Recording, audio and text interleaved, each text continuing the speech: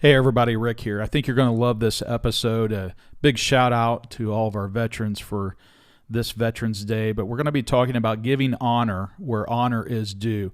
We're not going to just talk about it, but we're also going to point you to what this Bible says about it and help you see the value and the return on that investment on this topic of honoring and raising above the dishonorable in our life. And we're just grateful for you watching. Stay tuned and enjoy.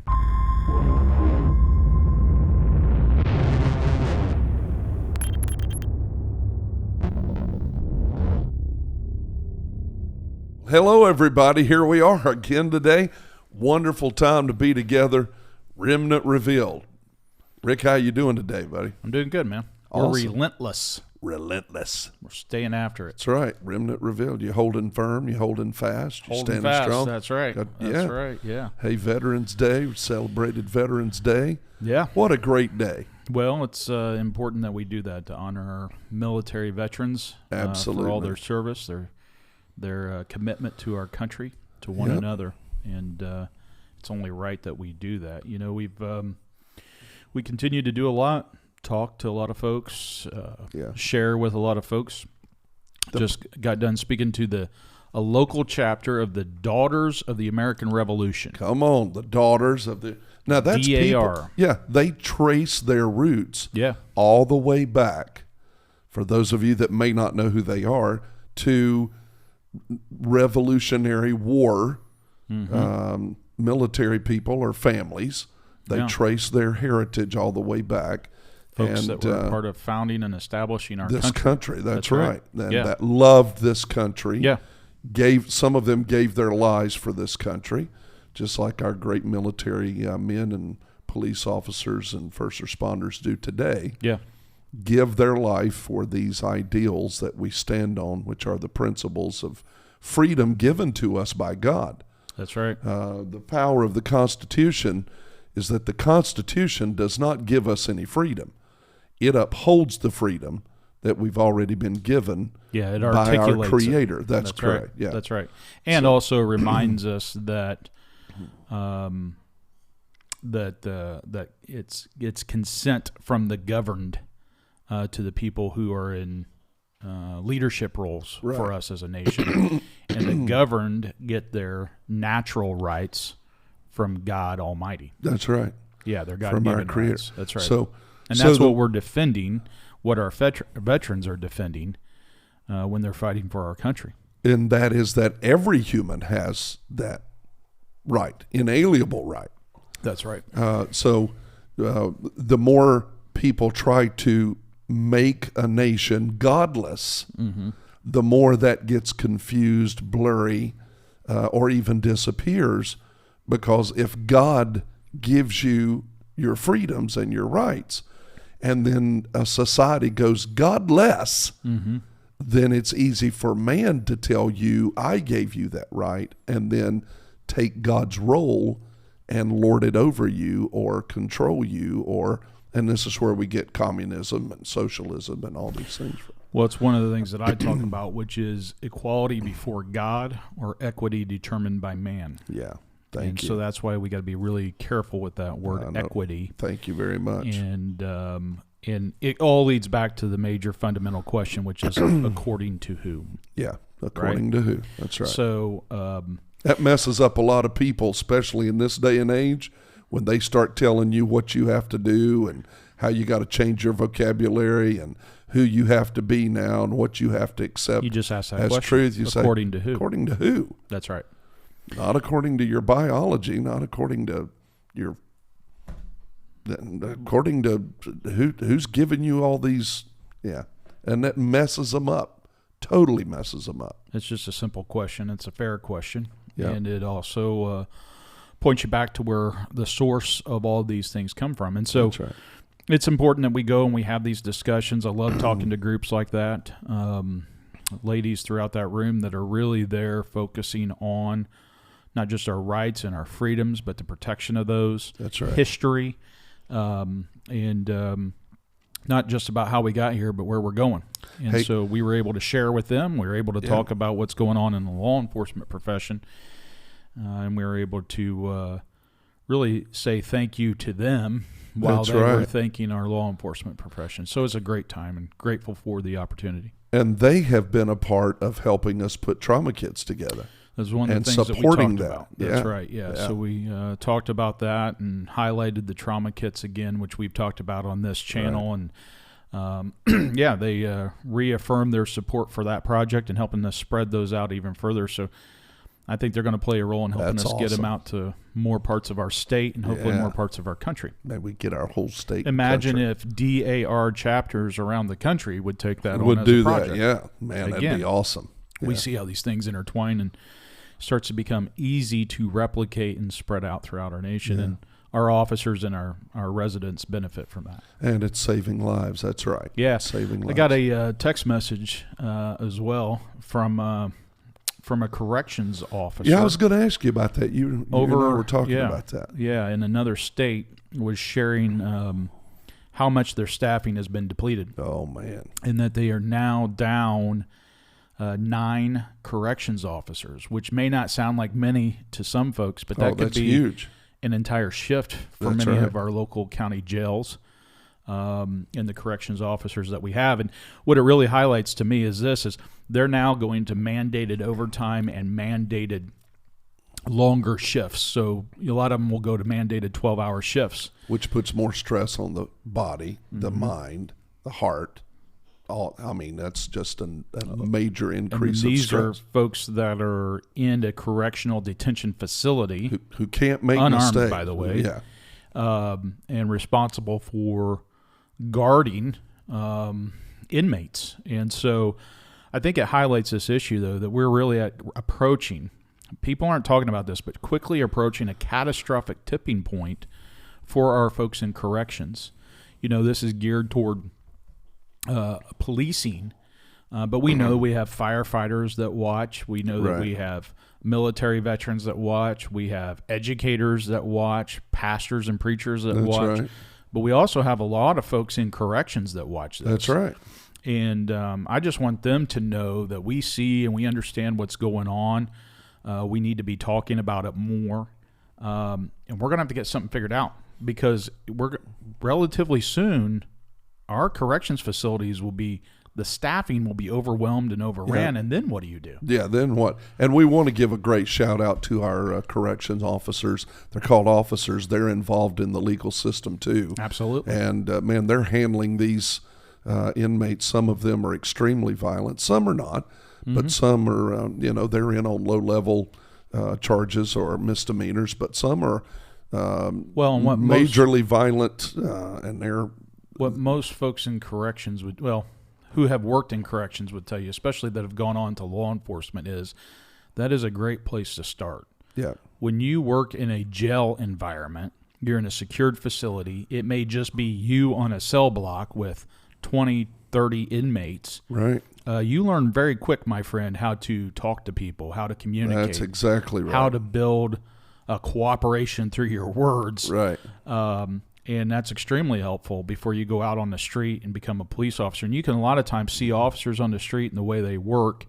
And a lot of times you'll say, "Hey, did you ever work in the jail or do corrections?" And you can see, that spill over into their ongoing work out on the street. So it's definitely an art form. It's an important role that we Absolutely. need. And oftentimes we forget to talk about, which are the women and men who are behind the bars buddy. with the offenders Yep. and helping to keep us safe. If not for them, nobody's guarding the jails That's and right. the prisons. And then what happens? Then what happens? And you know what? The prisoners need them as much as we do. Absolutely. I mean, how are So- they going to? How would they eat? How would they get what they need? We do prison ministry. We have a ministry prison out of the church, and I'm telling you, our guys go in there and love on these men and women and do their best to help and strengthen. But they also go in and encourage the correction officers. They always have Absolutely. a good word. A lot of the correction officers want to hear from them. Yeah. Back during the pandemic, I did like we're doing now, but we did more of a video preaching, Sure. sitting down with our prison minister, because at that time we Virtual. weren't allowed to go in. Yeah, we had to Yeah. do it. They sent those throughout the whole prison. You're right. For those men, and the officers even would stand and listen to the encouraging words that we shared. Always tell our prison ministers, don't just go in and preach bar messages. And by that I mean always talking about the people that are behind the bars, about them being behind the bars, and relate everything in their life to that. They want to have a sense of hope in Christ and a sense of hope of freedom in their life too. So, Well, listen, being a person who has put plenty of people behind those bars, That's right. the one thing I know is, one, it's never personal, right? That's right. And honestly, the personal side is, I always say this, because I love you, I'm going to make sure that you're held accountable For your own safety, but your own accountability. That's right. And also to give you the opportunity to get back on track. That's right. And, I've seen it time and time again. That's a special thing. That folks behind bars can often be more free than people that are out walking the streets. Oh, absolutely. When they have a relationship with Christ That's and they're right. able to be in this Word. And That's so right. it's an opportunity for encouragement, not just, again, for the offenders, but also for those corrections officers. We thank them and, just want to honor them in what we're saying and doing here as well. And of course, our military veterans coming off of Veterans Day. Just all of those who have served. Sometimes people get that twisted and they think the time to do that is at Memorial Day. That's not correct. That's right. That's when we honor our fallen soldiers and military folks. But Veterans Day is to honor all those who have honorably served. Yeah. All those who have served other than dishonorably discharged, and say thank you. And I think that's should be a easy, not just an easy and simple thing, but really something that we all understand that we must do. Yeah. Because it's important to pay honor to those who are willing to put themselves out there and sacrifice themselves. That's right. And I think it's interesting that they call it honorably discharged and dishonorably discharged. Right. That shows you the significance of honor in what they do, we do, that we do as a nation. Well, the Bible says to give honor to whom honor is due. So there is truly a level of life that deserves honor, right, from a human being. You have some people who arrogantly would say, "Well, I don't show any honor to any man." Well, that's because you're not honorable yourself. Right. If my pastor, Dr. Barkley, he always says, "If honor's in your heart," and he's been on this podcast. Yeah. Great military veteran. Right. Tours in Vietnam, served our nation in the Marine Corps very faithfully. And one of my other fathers in the faith was in the Army in Vietnam and served very faithfully, Dr. Fryer. He hasn't had a chance to be on here yet, but we'll do our best to get him on here sometime. And they deserve honor because they served our country very, very faithfully. Mm-hmm. Dr. Barkley always says, if honor's in your heart, honor comes out. If a man doesn't know, if he doesn't show honor to anyone, then that just tells you honor's not in his heart. He's not an honorable person. He's not honorable. That's exactly right. Right. So the Bible's full of the word honor, and it's full of showing honor. God tells us to show him honor, to give honor to whom honor's due, honor the Lord, bring glory to his name, show respect to his name. The very first commandment with promise attached to it is to honor your father and your mother. Because a lot of times people say, well, where do you get honor? Well, you get honor from the very first commandment God gave, and that was to honor your father and mother, so that your days may be long upon the earth. That's the promise. It extends your life. If you believe God enough to honor your parents and show them respect and honor, they deserve it.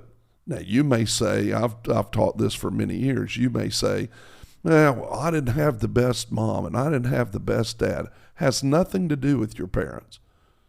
It has everything to do with you. Say that again. It has nothing to do with your parents. It has everything to do with you. God would not give you a command that makes you have to rely on another person's actions to fulfill it. Mm-hmm. He'll give you a command that makes you rely on you and your heart to fulfill it. It also makes you accountable. That's exactly right. That's why a lot of people don't want to do it. That's exactly right. So then when we talk about honor, It's that phrase about, having these God-given rights is the freedom to be able to do what we ought. that's right. Not just what we want to do or Thank don't you. want to do, but That's for right. what we ought to do. What we ought to do. Which That's brings right. in a level of accountability. Yeah, what we should in doing that. Yeah. See, that's the great thing about God-given rights and freedoms is he's given those to you and the freedom of free will Right. to decide. Mm-hmm. To decide what to do in this life. And then in return, you also have accountability for the decisions that you make. That's right. And so a lot of times when you find folks that are trying to drive that out of the discussion, drive that out of our schools, drive that out of our homes, it invariably, all roads lead back to they're also trying to drive accountability out of the equation. Right. Well, then you fall into disorder, disagreement, strife, Chaos. and in this lack More of accountability. division. Look at what we're seeing in our country right now. There you go. So, when people say, well, I don't believe in all that God junk and I don't believe in this, that, or the other. Well, really? Because you're walking it out That's one right. way or the other. You're living in the freedom that he gives you. That's exactly right. That's exactly right. So you don't have to believe in him. Nobody can force you to believe in him, but you are walking out the freedoms that he proposed to give to you when he created inherently, if you say, I don't get my freedoms and rights from no God, then you inherently are saying you only get them from man. And be very careful with that. Get ready to submit to man then. Well, that's the whole thing. So if you don't want to honor people with a God-honoring spirit, get ready to have to honor people who are godless and evil because you're going to submit one way or the other. By force. That's right. And so, again, we see that not just in our nation but around this world. Around the world. The key distinctions. And I always ask this question, when you're seeing riots, when you're seeing in other countries them doing mass assassinations and exterminations of people, where you're seeing mass graves and mass casualties, you see God in any of that? Any Jesus in the middle of all that? And is it coincidental that where Jesus is not, where they throw God out of the equation, that is all you see? And the man that is elevated in that country becomes their God. They say he is our God. He is like our God. The Antichrist, when he arises, Book of Revelation, he will arise and sit where people honor and hold great regard that God is supposed to sit in their heart. He's going to mark you and declare that he is your God and force you to honor him and worship him. Would man do that if they're so convinced there is no God? Thank you. Why, if there is no God, why do you want to fulfill the role of God? And Isn't that interesting? And how can a flesh and blood person equal to you in flesh and blood now become your God that you worship, who you know is not going to live forever and is going to die? Well, that's where you go from right makes might to might makes right. That's right. And that's a dangerous path to be going down. That's ugly. But like I always tell everybody, we talk about disagreement, conflict, division, ultimately the strife. There is a book that talks about all of that. All of that. Yep. Paul said to separate yourself from those who cause division, because you can't build anything while you continue to divide it. It's impossible. And that's takes why unity. We say it almost seems like it's by design. It's being planned out, doesn't it? Destabilized by design. Now, I remember as a kid, my talking about honor, my favorite uncle, Uncle Teddy, was that's what we called him. And man, he was a World War II vet, served in World War II, was in the cavalry. And I remember sitting at his feet. Literally, he would sit in his big man chair, and I'd sit at his feet while he would tell us stories of his time in the army, in the military. He actually served, I think it was 3 different branches. He loved, Wow. I think he loved fighting more than he loved anything. But yeah, but Whoever will take me. oh, but he was my hero, man. He Yeah. was. I showed him so much honor as a kid, and I'm talking 5, 6 years old. When we would go down to his house, he would get me a big box of chocolate, and he would put it in my lap, sitting on the floor, and my mom would come in and say, "Now you can't eat all." And he'd say, "You leave that boy alone. He can eat all that chocolate he wants. He's the only one that likes to hear my stories. So you just leave him alone, Carolyn. Go back in there in the kitchen." Mm-hmm. That's the kind of guy he was, right? Mm-hmm. But that built in me and instilled in me a great honor for military veterans and for men and women that put their lives on the line. And I the ladies that served in World War I, World War II, and in all of our military time, they also sacrificed their lives. No doubt. Even at the time that they may not have been allowed to be on the front lines or in combat, they were still sacrificing their lives. Pearl Harbor, these ladies got killed alongside of the soldiers that they were serving or nursing or whatever. So there's a great honor in that. Mm-hmm. Well, that pours out of your life in other areas. That makes you hold a door open for a lady. I taught my sons to honor their mother by showing honor to her. I was the example. I was their trainer to show them how to honor their mom, how to stand if a military veteran or someone in the community or in our social circles comes in that holds a level of office. You stand to greet them. You don't say, "Hey," while you're sitting there. "Hey," no, that's called familiarity. You stand and show them respect and honor of the office, even if the person in the office is acting like you would not want your children to. Well, think about what that to does. Be an example. So you got a politician who is, let's just say, compromised in ways, right? But you honor the office that they're in. That's right. It inherently reminds that individual, that person, that man or woman, that they are inherently flawed, but you're honoring the office, and it actually calls them to a higher level. That's exactly right. It calls them to a higher level of accountability. That's why you do it. That's right. Pastors, anybody like that. You know, in the military, saluting a higher ranking officer, it isn't just about blowing smoke or kissing the backside of the superior officer. It is about reminding that superior officer of their level of accountability at the same time. That's right. People forget that or lose that, or unfortunately they're not taught that anymore.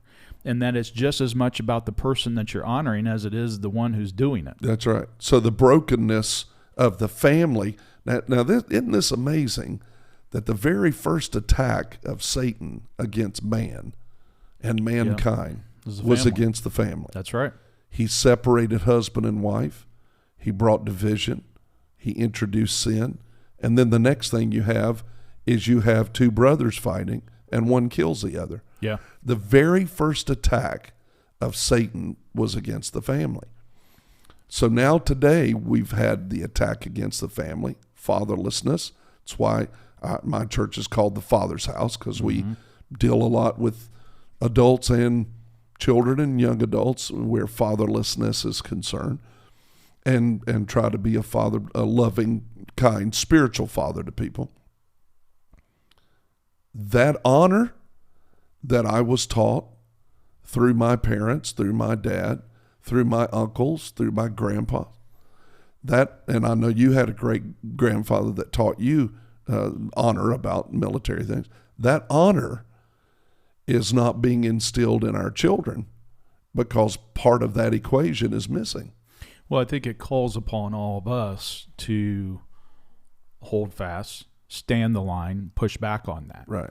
The only reason why that isn't occurring is if we allow that to happen. That's right. So tell me how did honor become so powerful in your life, instilled in your life? What happened in that? Well, I just think it was more of the seeing it through that other perspective, which is, there's something inherent about people who put others before themselves. Right. human nature is that stands out to you. Why? Because human nature is selfish and says that you don't do that. That's why we always talk about the heroes are the ones running toward the danger, not running away. That's right. Well, the reason why it stands out to us is because human selfish nature, self-preserving nature, is to run away. And so that's always going to stand out to us. The question becomes, is then what does that mean in your life? And where I think we have gotten sideways as a society is we have started to allow people to honor dishonorable things. I'll say that again. Say that one more time. We've been honoring dishonorable things and elevating that, quite frankly, above honorable things, but also above God himself. That's right. why we always say, you can tell us all day long that you don't believe in God, but you believe in some God. That's you believe right. Even in if a it's God you. of some kind, even That's if right. it's you. And so, and Lord help you if your God becomes a politician or a political leader or a movie star or the rap singer or whatever the case may Right. be. You have gotten sideways in life and you're on a path to destruction That's right. because you're putting your faith in an inherently flawed individual. And they are going to fail. They're going to fail you and let you down. That's right. And that's why I always think it's something when, especially a husband in a marriage says to his bride, I love you and I want you to love me, but I want you to love God even more than me. That's right. Because in doing that, you're able to say, I'm going to fail you, dear. Yeah. I'm going to fall short in this life. Oh, absolutely. And it can crush and cripple our relationship unless we make God the center of our life. That's right. That's why we always say, think bigger about things. The word tells us, set your mind on things above. Why? Because all this junk down here is going to fall flat. That's right. He never will. And so even when you're walking through all the challenges in life, if you keep your eyes fixed on him, he elevates you. He pulls you up. The honorable raises you out of the dishonorable. That's right. But when you get that flipped and you turn it upside down and you start elevating the dishonorable things in life, all the other things that come along with that fall upon you. Yeah. And we're seeing that. I think it's a crucial point, and we need to sometime just do a complete episode on this issue of fatherlessness. Yes. And the attacks on the family. And I think it's fascinating. And more people are speaking out about it. But where you actually see the intentionality that is occurring of deconstructing the nuclear family. And then you ask the question, why would they do that? What's the end game there? Right. Because it is wicked. It is evil. Oh, yeah. And it has a purpose. And it's raising dishonorable things above the honorable. 100%. And so, but, you know, the flip side of that is we say, you know, hey, this generation, the thing that I think we also fall into a trap of is making or providing the excuse to say, well, they had a tough childhood. Well, they lived in poverty. Well, they didn't have a dad growing up.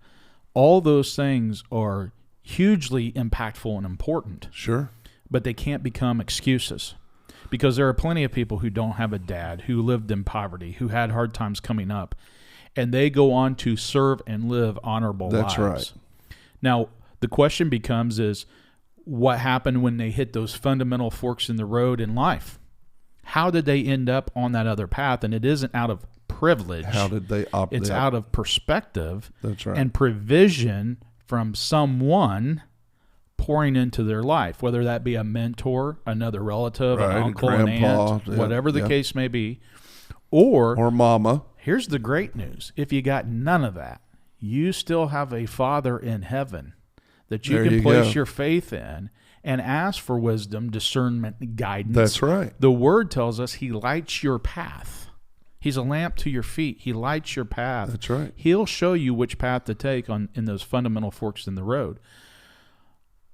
But that also raises the question, why does everybody want to keep you from knowing why do they want Come to on. turn His light off? That's right. Because Satan wants to keep you blinded. Romans They says keep that you Satan stumbling around blinds in your the eye. dark. Yeah. Keep you stumbling around. And if you stumble around, you fall over a whole lot of stuff. And you become dependent That's on right. man rather than being independent in God. In God. That's right. That's right. Not independent from God, but in God. So the word honor here in Exodus chapter 20, I quoted this scripture out of Exodus chapter 20 and verse 12. And this word honor here means high respect, right? So you get high respect when you act respectable. Oh, right. And that's what we hear about this. You're going to respect me. That's right. Well, you only get respect when you give it. Yeah. Or in the streets, you hear a lot of, you better put some respect on my name. You didn't put you didn't put any respect on my name. Well, you're killing people. You're kind of not acting respectable. Now, see, that's fear. Fear and respect are two different things. Mm-hmm. Fear and honor are two different things. Dependence versus independence. That's right. Mm-hmm. High respect, great esteem, a person or a thing that brings credit. You are an honor to our organization, right? They bring honor. You can bring honor, bring respect. Your actions can cause, let's talk about law enforcement for a moment. Your actions as a police officer can either bring disrespect or bring great respect and honor to your organization, to your department, to those who are around you as brothers and sisters on that blue line, based on how you live respectably and handle honor and respect in your own life. Right. So these things, integrity, honorableness, honesty, uprightness, ethics, that's taught in the leadership class, in the leadership course, ethics, right? Morals, morality, principle, all of these things have to do with the word honor and how we handle that and the accountability we keep ourselves to in our life and what we do. These great veterans, these men and women that served and go to war, go to battle, even in peacetime. I've had to teach military people who served in peacetime that they also deserve to be honored. Because, and this is the one question I always have, they go, no, I wasn't in any battle or combat. And I just always look at them and say, well, if we had one, you would have been, wouldn't you? Well, of course. I'd have been proud to, their chest kind of swells and they poke their, I'd have been proud to serve and I'd have been proud to fight for the ideals of our country and be, and I say, well, just because we were in peace times and there wasn't a conflict doesn't mean you were not serving. You were watching over and taking care of the time of peace that we were in. You would have gone had you been called. There's something to be said about being a protector of peace. That's exactly right. And that's what our law enforcement officers do. When we've hit combat, it's because we've had catastrophic failures. Thank you. When you've been able to stand the line, stand that wall in times of peace, you're the one that maintained and preserved the peace. That's right. So you were still in the middle of that active duty warfare, spiritual warfare, of holding the line. The greatest thing for law enforcement officers was we'd love to work ourselves out of a job. Oh. But we also know that'll never happen, right? Not in this life. No, because we're men. We're flesh. Fallen. I always share with people that God said, blessed are the peacemakers, which tells us that there will be peace breakers or there'd be no need for peacemakers. That's right. So if he's telling us there's going to be peacemakers, he's telling us that the breakers are out there. I saw how you did that. It's kind of a rhyme there. It's definitely something to remind ourselves in, because sometimes you can get wrapped up in the fact that, well, geez, I go out here and do this every day and it doesn't seem to make a difference. No, you're holding the line. That's right.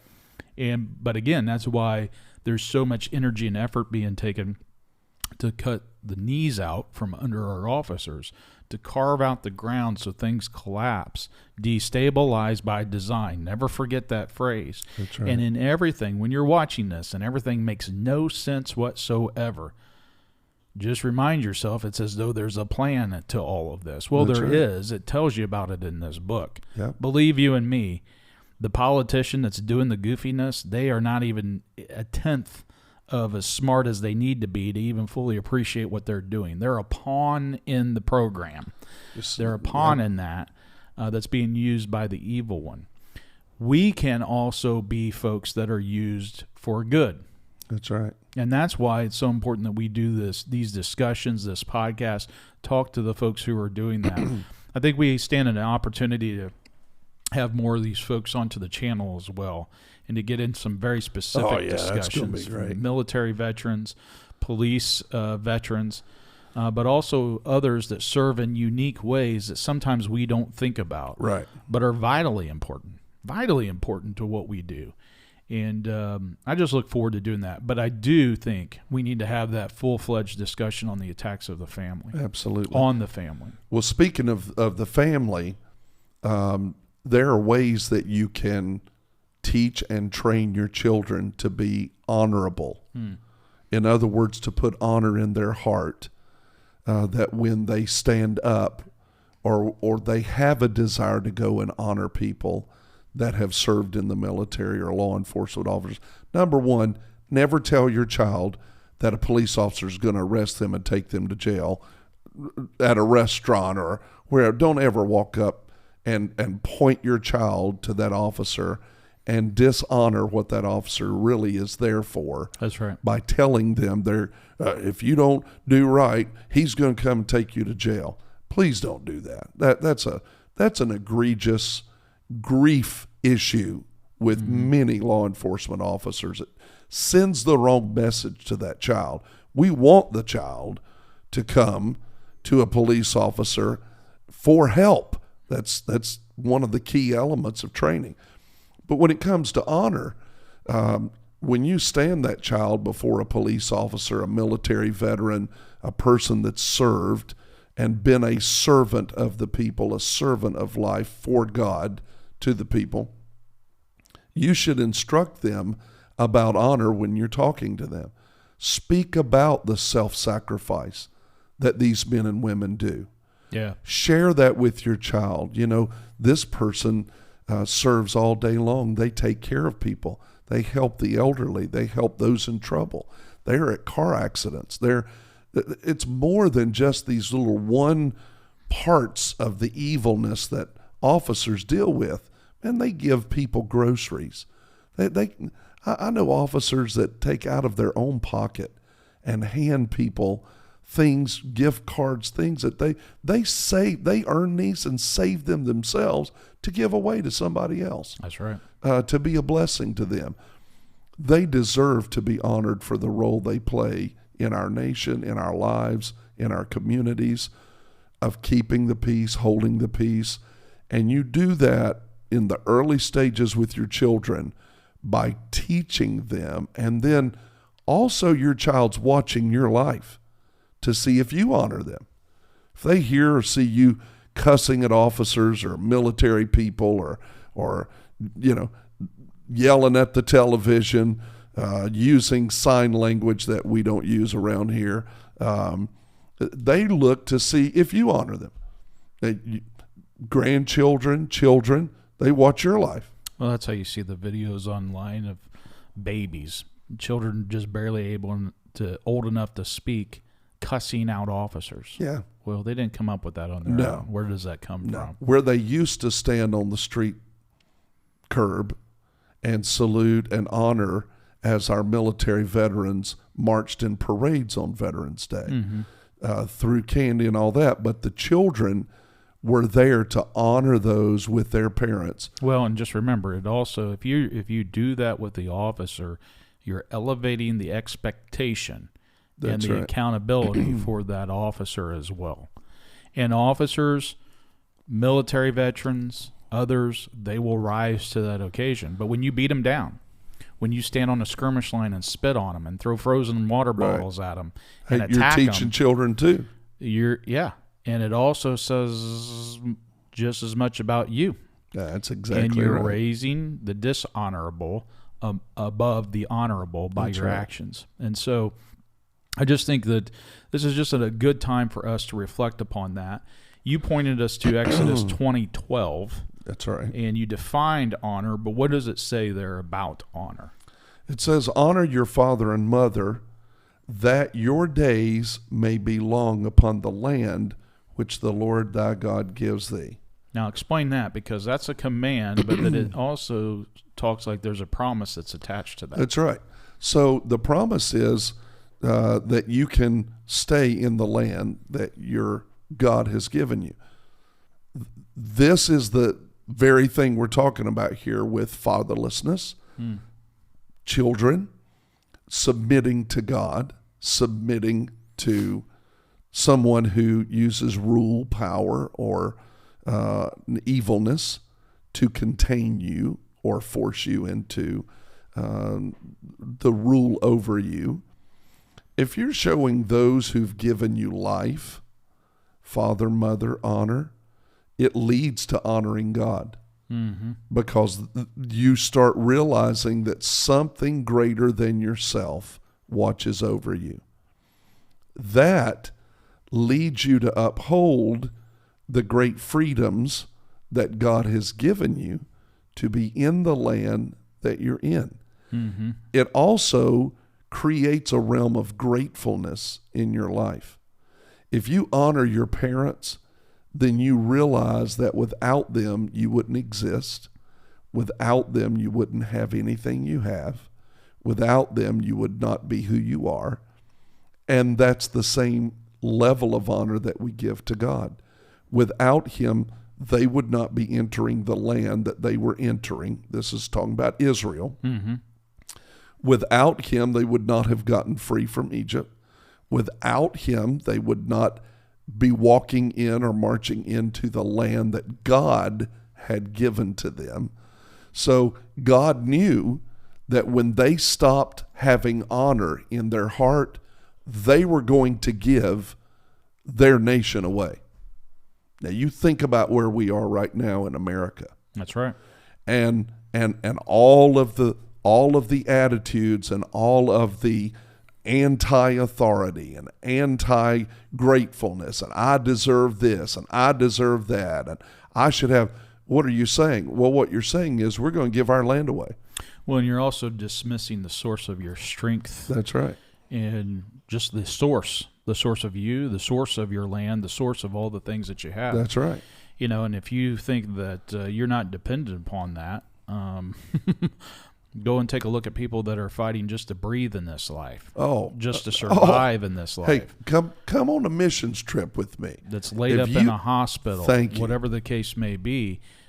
When you're in the middle of that, you clearly, suddenly, sometimes, realize that you're depending on a whole lot more every single day in your life. Can we get better as a nation? Absolutely. Everything in your life can always get better. That's why we say a more perfect union. Union, that's right. Come with me and let me take you places I can show you in about one day where you would be ready and prepared to say, I want to go home now. Home? You mean like home back to the United States? I want to go home now. I don't want to be here anymore. I want to go home now. You'll recognize how much God has blessed us. Honor creates a realm of gratefulness and thankfulness. I honor military men. I honor police officers and those who are around me because I'm very grateful. I'm cognizant of the things that have been provided to me and my family because of what they do in their lives or how they sacrifice with their lives. That's right. And your children know if you're a grateful person or not. Your children know if you're truly thankful by the respect and the honor that they see you show to those who are around you. If you have no respect and no honor for those who are around you or those that you meet or military, I can tell you right now, your children know you're not grateful for a thing you have. Well, and that's why you teach that to your children, and I think it goes back to some of the foundational things that we've been arguing and fighting over in our nation for quite some time. That's why you see people push back so much on this kneeling thing versus standing, right? That's right. That's why you see like the law enforcement officer was on video during the riots, and they were demanding that he kneel before them. And what did he say? I only kneel for God. That's right. Right? Because he is answering the question according to who? Equality before God or equity determined by who? You? That's right. And if you ever go back and you watch the reactions of the people.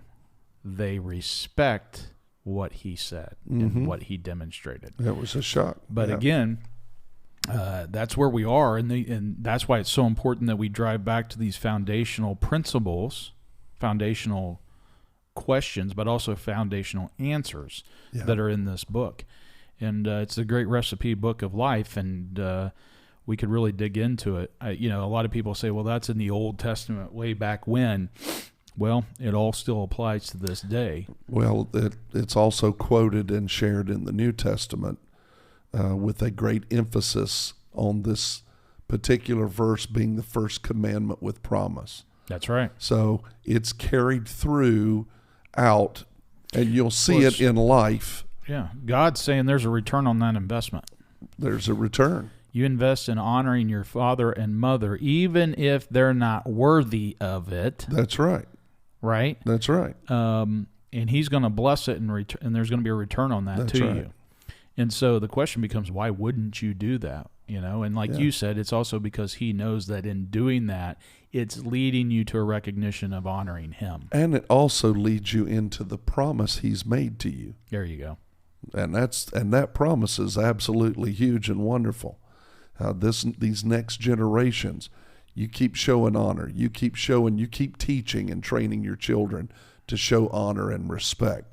It means we get to stay in our land. It means we get to keep our nation. It means we get to stay who we are as the great Americans that we are. But again, he's a gentleman. Yeah. Oh, he's not going to force you. If you turn from him and throw him out of this nation, and he turns his face from us, it's ugly. Oh, hell's coming. Oh, yeah. And I think, people are starting to feel that, starting to sense that, hey, something's not right here. Yeah. Even if they're not driven into this book every day, even if they're not in this firm foundation, everyone realizes quickly something's not going right here. I have people who we got to change course. They're not anti-God; they're just godless. Right. I would call them pagans. Right? They're just they don't. It's neither here. But now they're starting to come up to me and say, "Now, Pastor, listen. I mean, I always get this."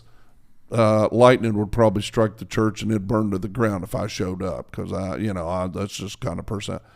That's not true, but that's the attitude they have. And they are now asking with eyes wide and big, is this the end of the age? Are we getting close? Because, man, I feel this. I mean, I'll look at the news and hear all this stuff, and the news is always bad anyway, but it just seems like all these stories are leading us somewhere. It's all adding up. And I just look at them and say, it is. Well, that's why we say, talking about our military veterans, there's no atheists in foxholes. Yeah. Now, other people who try to destabilize by design try to pervert that statement and say that you're saying that no atheists serve, honorably for their country. That's not it at all. What you're saying is that regardless of what you think, what you believe, when you're in the mire and the muck and you're in the tragedy of the here and now, and you're confronted with a serious life consequential event, you're going to cry out. Oh, you are, because it makes you realize how weak your flesh is. Why is the first response from anybody just in the middle of the initial stage of a travesty or even a great blessing? Their immediate response is, oh, my God. That's right. Even in this age of social media and everything, what was the first one we had? OMG? Mm-hmm. Interesting. Yeah, even when you say you don't believe in him. That's right. You believe in something. So take your kids to the parades. Don't just make it about a hot dog and a brat. No, take the time to talk to them and a day off. Why you're there and what you're doing this for, who you're doing it for. Be intentional. That's right. Be intentional. Right. That is right. So you actually can stir honor in your children, which, by the way, as a parent, you'll reap the blessing of in your own life. Because if a child honors those who serve, I've also found that bleeds into their life with their parents. Right. And the rules of the house and all the other things. Take them to the parades. Teach them to honor. Talk to them about the presidency. Talk to them about these offices, the mayoral office, all these offices, which, oh my goodness, yeah, we need help in all those areas. But talk to them about the honor part of that and sow that honor into their heart and their life. And then you watch, you'll be very blessed as you see those children grow up and show what you've trained them and taught them to do in their own life. Well, and the overriding thing that you're going to drive into them is taking the people out of the discussion. That's right. Is that by honoring those positions, the way you identify honor is if more is being given in that capacity than is being received. That's right. And oh, by the way, we're told that someone talked about that very issue in here. That's right. And when your children see that, quite frankly, when you see that, maybe you need to be reminded. Maybe you need to reflect upon that. And by the way, if you don't think that it's been done honorably, our military service, there's always room for you to jump on board. That's right. And go and show us how it's supposed to be done. And show us, walk it out what you think this is supposed to be.